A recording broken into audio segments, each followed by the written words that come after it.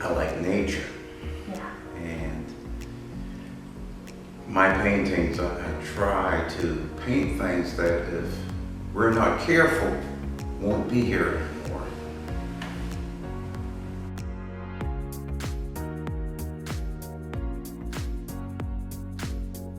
When you think about water and summer, you think about the Caribbean, or you think about the Mediterranean or Florida beaches, any places like that.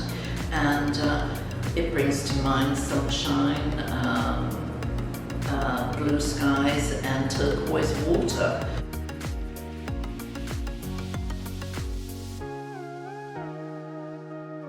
So in 2020, well, in 2019, I went to New Mexico, and there I met a friend. He's become a friend who is a Navajo Native American, and he was telling me about the water crisis, the water shortage on the Navajo Nation.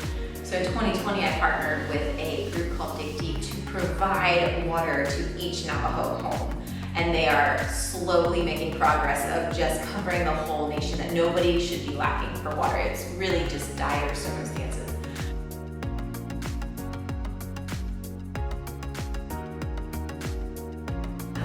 It's interesting because when I told my younger son, he said, well, you know all about water because I put him through college to be a water scientist. So we know a lot about water in our household.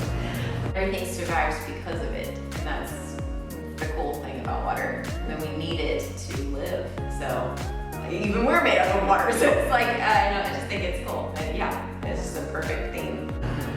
I think it's not only vital to keep us alive, it uplifts us.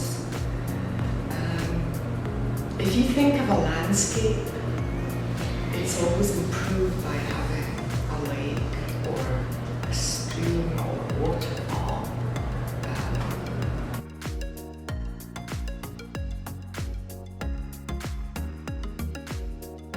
We are 65%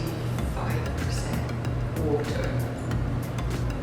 I mean, the earth is like 75% water, so it's vital. 71% of the Earth's surface is water.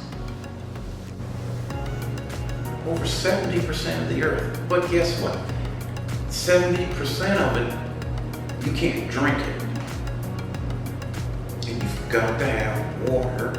Art with water and that kind of scenario brings you to a happy point.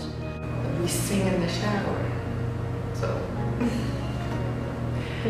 my little grandkids love to stand around in puddles and run.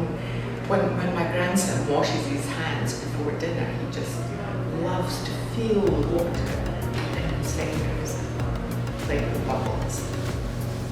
And we've lost that as adults, but we can still play with it when we paint.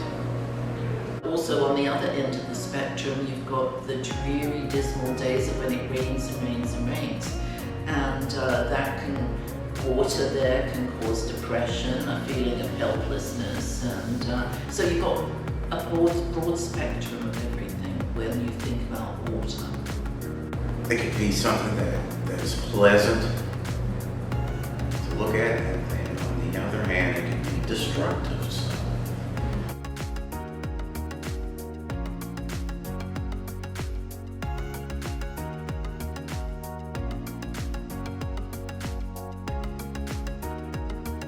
We just need to be careful about something that most people take for granted.